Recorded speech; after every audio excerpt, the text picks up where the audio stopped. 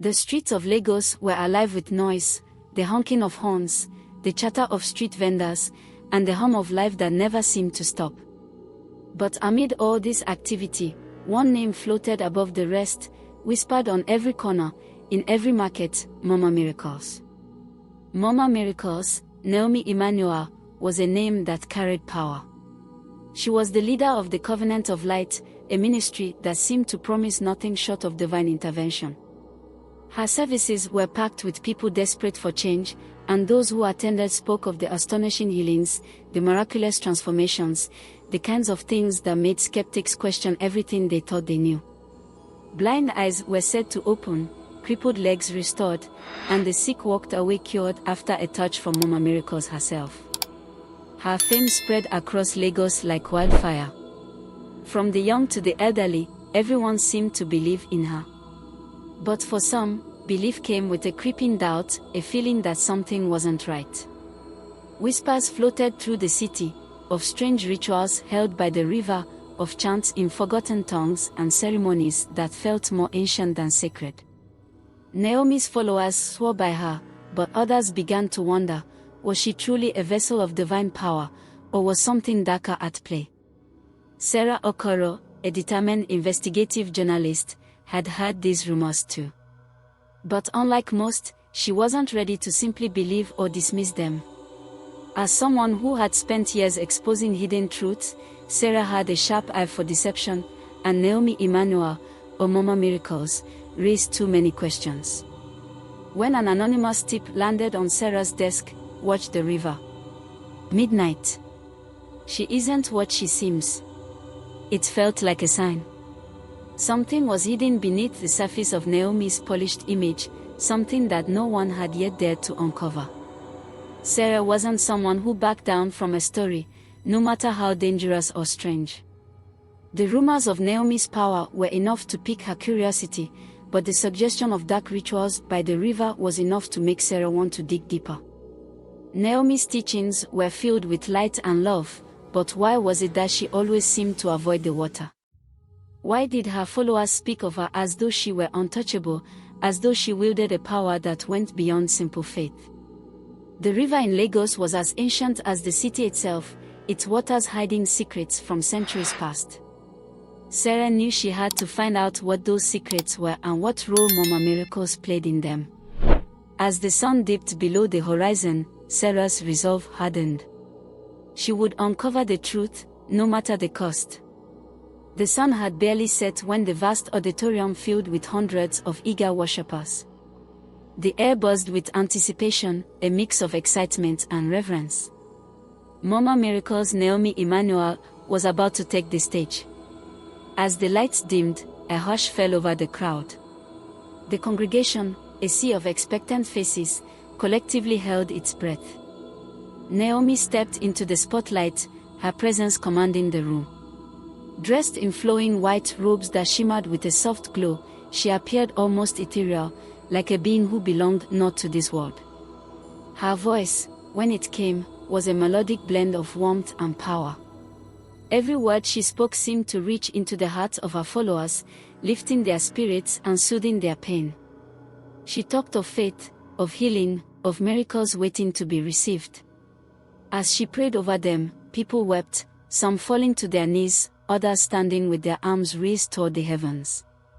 The atmosphere was electric, charged with something intangible. And then came the miracles. A man, crippled for years, rose from his wheelchair, his body shaking as he took his first steps. A blind woman, guided by Naomi's touch, opened her eyes to a world she had never seen. The crowd erupted in joy, their cries of gratitude filling the room.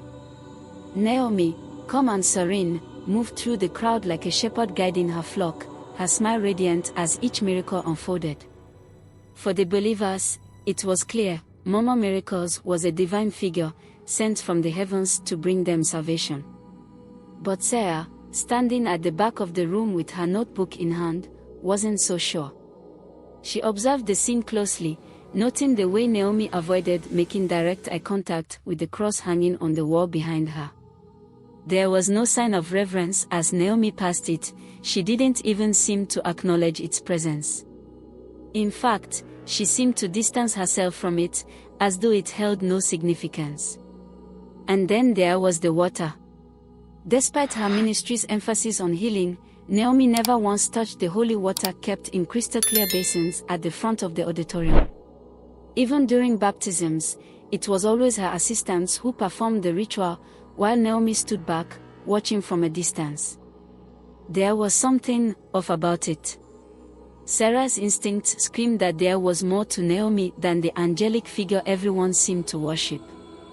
The first step in Sarah's investigation was simple: speak to those who had been closest to Mama Miracles. She tracked down several former members of the Covenant of Light, all of whom had left the ministry under varying circumstances.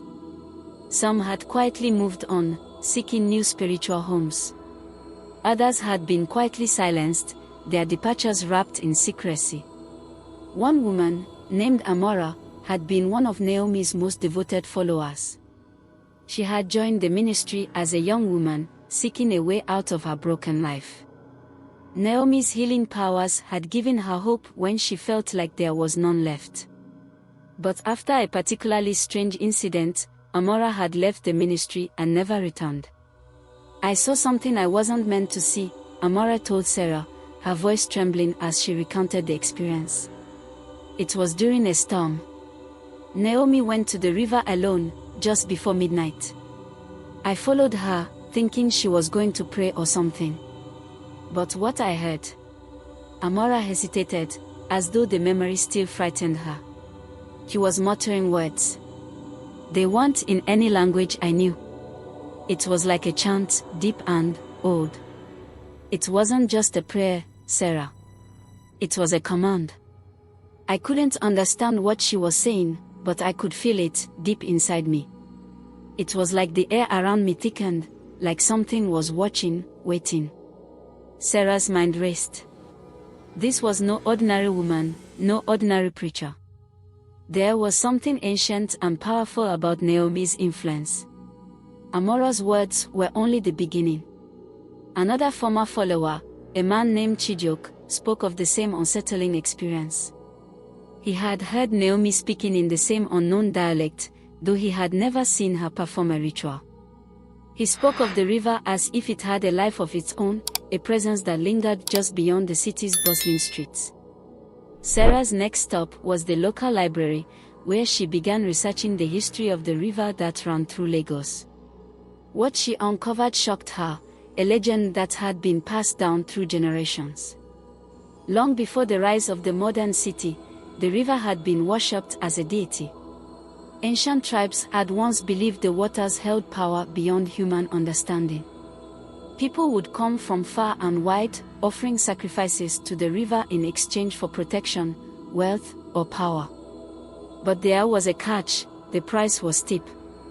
Those who sought the river's power were required to make a blood pact, one that would cost them not only their freedom but also their very humanity.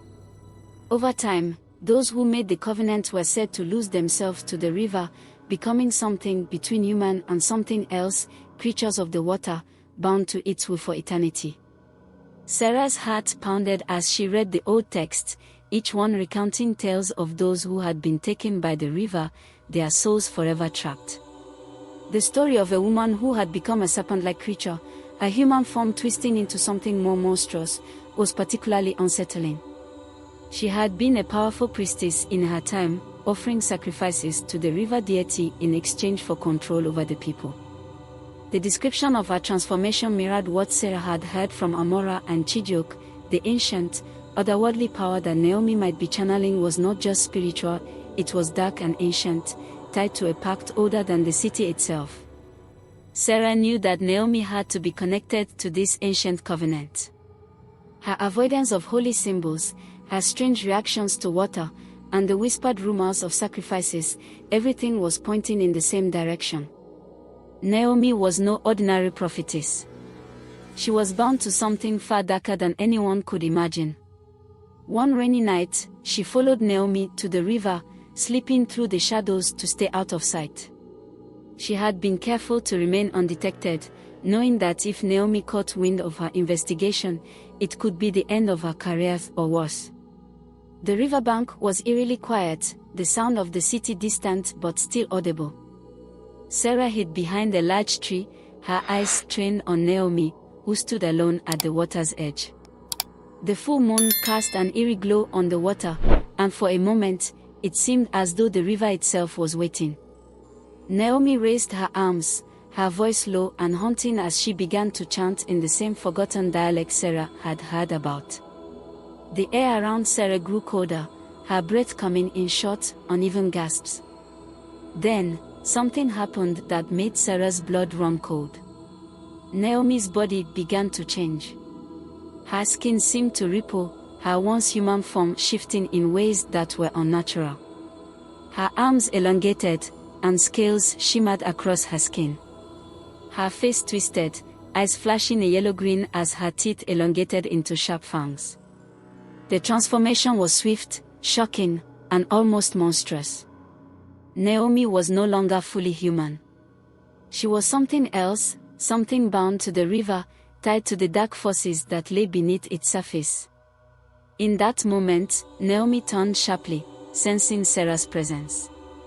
Her eyes locked onto Sarah's hiding spot, and for a brief moment, Sarah felt as though the entire world had paused. Naomi knew she was being watched. But Sarah was quick. She turned and ran, her heart pounding in her chest as she sprinted back toward the city. Naomi didn't follow, but Sarah didn't stop until she was back in the safety of her apartment. With trembling hands, Sarah gathered the footage she had captured, her mind racing. She now had proof of Naomi's transformation, a proof that could expose everything. But she also knew the danger she faced. Naomi would stop at nothing to protect her secret. And now, Sarah was a target. Sarah had known that exposing Naomi Emmanuel would come with consequences, but she hadn't anticipated how fiercely Naomi would fight back. The prophetess, with her overwhelming public support, wasn't going to let her carefully curated image crumble without a fight. Within days of Sarah's expose hitting the press, Naomi launched a smear campaign that rocked Sarah to her core. Naomi's followers, devoted, zealous, and many of them armed with fervent belief, were quick to rally behind her. Social media exploded with accusations. Sarah's personal life was dragged through the mud. She was called a liar, a blasphemer, even an agent of Satan sent to destroy the work of God. "No weapon formed against me shall prosper," Naomi declared in a live broadcast, her face framed by the glow of the light. "But every blasphemer shall fall before the Lord's wrath." This woman, Sarah Matthew, is one of them. She seeks to deceive the faithful, to tear down the work of God. She shall not succeed. Sarah's credibility, carefully built over years as an investigative journalist, was being obliterated. News outlets began to distance themselves from her, pulling any stories she had written. A whisper campaign followed, with Naomi's followers spreading vicious rumors about Sarah's past. Some claimed she had been cursed by the prophetess's enemies, while others suggested that she was under the influence of dark spirits, possibly even possessed. Sarah, once known for her unflinching determination, began to feel the weight of her isolation. She received anonymous threats, ominous messages warning her to stop her investigation before it was too late. One evening, as she sat in her small apartment, walking through new leads, she heard a knock at the door.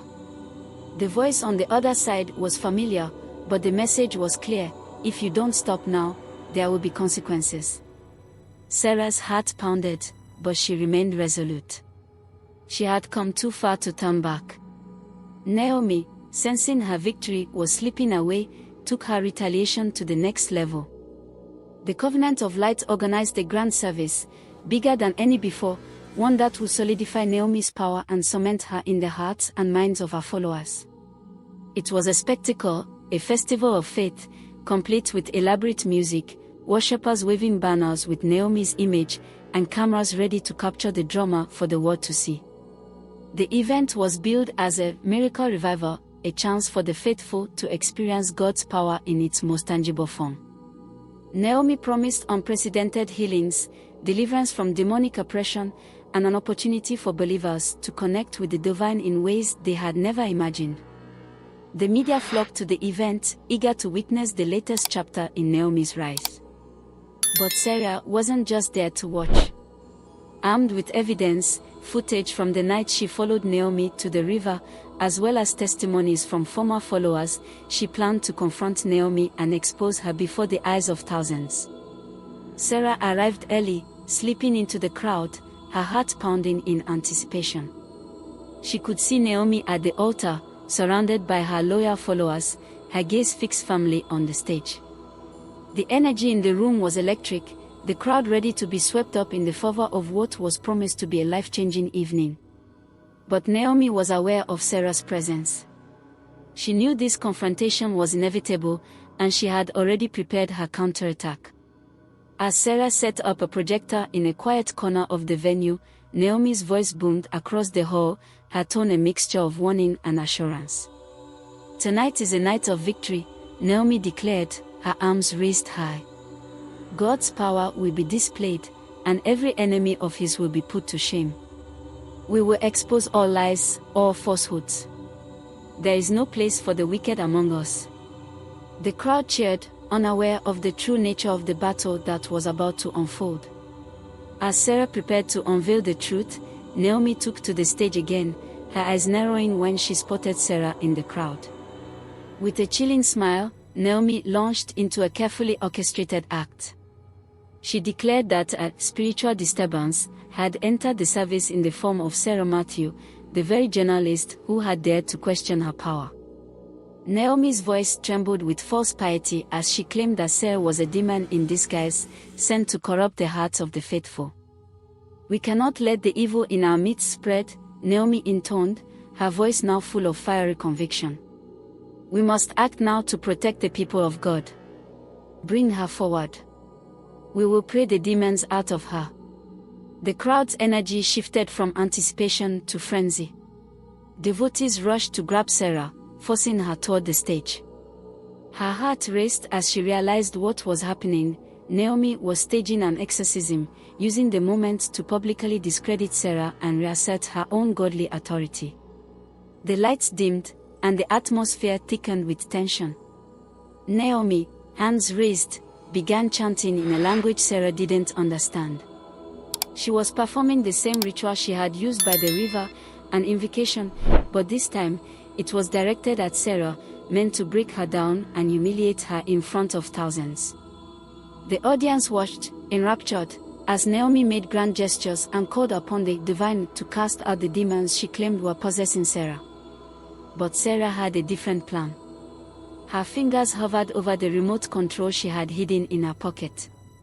With a quick press, the projector hummed to life, and the footage she had recorded of Naomi's ritual by the river flickered across the massive screens behind the stage. Sarah's voice rang out, calm but firm. "This is the truth, Naomi. The truth you've been hiding." The footage showed Naomi by the river, chanting in an ancient tongue, her eyes glowing with an unnatural light. In the video, Naomi's body seemed to shift and contort as she invoked the river deity, her form blurring between human and something much darker. The crowd gasped as the images played out before them. Naomi, caught in the act of summoning an entity, performing rituals that went against everything she had preached. A stunned silence fell over the audience. Naomi's facade had cracked.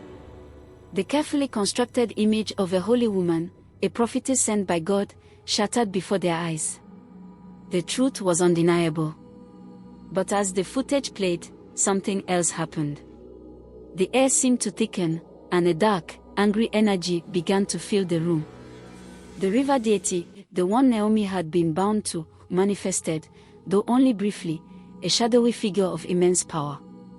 Its presence was felt, an oppressive force that made the air grow heavy with malice. For a fleeting moment, Naomi's carefully crafted image faltered completely. Her eyes widened in horror as the entity swirled around her, furious at her failure to control it. The energy in the room shifted once more. This time, the crowd was divided, whispers of doubt running through the ranks. Was Naomi truly the divine figure they believed her to be, or was she a servant of something far darker? In that moment, Naomi's power wavered, her grip on her followers slipping. The crowd no longer saw her as the untouchable Mama Miracles. They saw her for what she truly was, a woman bound to an ancient, malevolent force that sought to manipulate and control. The truth had been unveiled, and Naomi's reign was beginning to crumble. The aftermath of Naomi's public humiliation was swift and brutal. In the moments after the truth was revealed, chaos erupted in the venue. Some followers began to scream, others fell to their knees, and a few ran from the building in panic.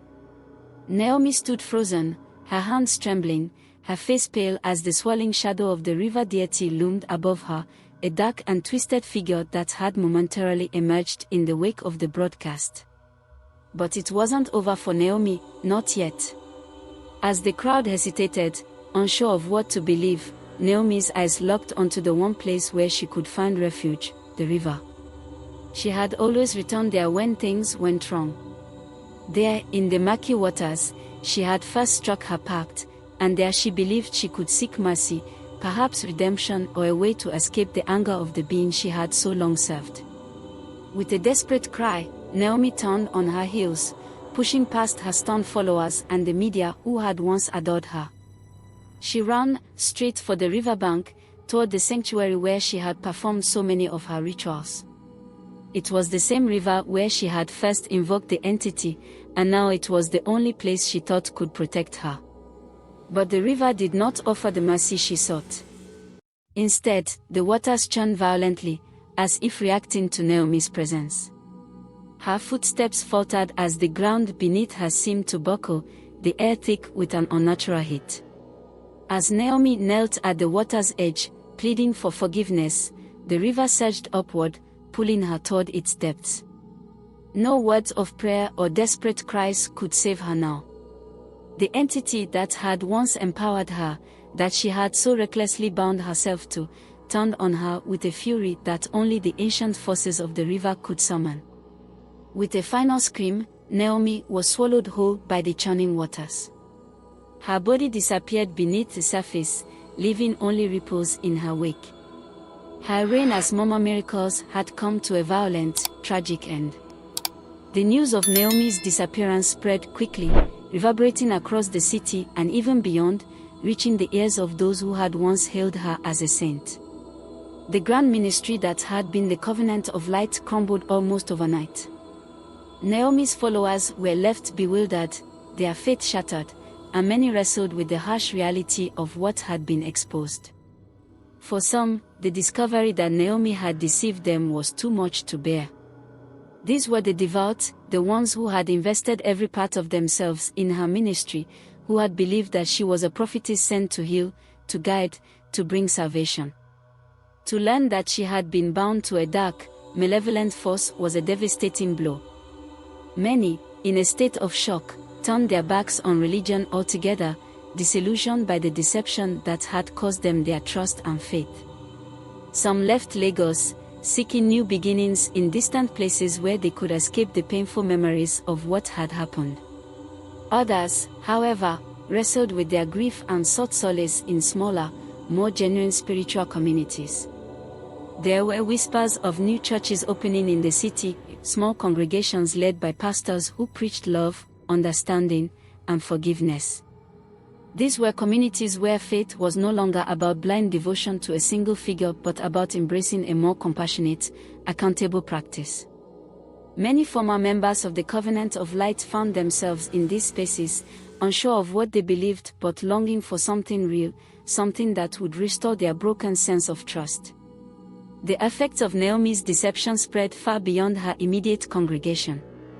In the media, the scandal was dissected and discussed for weeks. Talk shows, radio programs, and podcasts all featured debates on the nature of faith, the dangers of unchecked power, and the responsibility that religious leaders held to their followers. Sarah Matthew, once a journalist who had stood on the outside, now found herself at the center of the storm.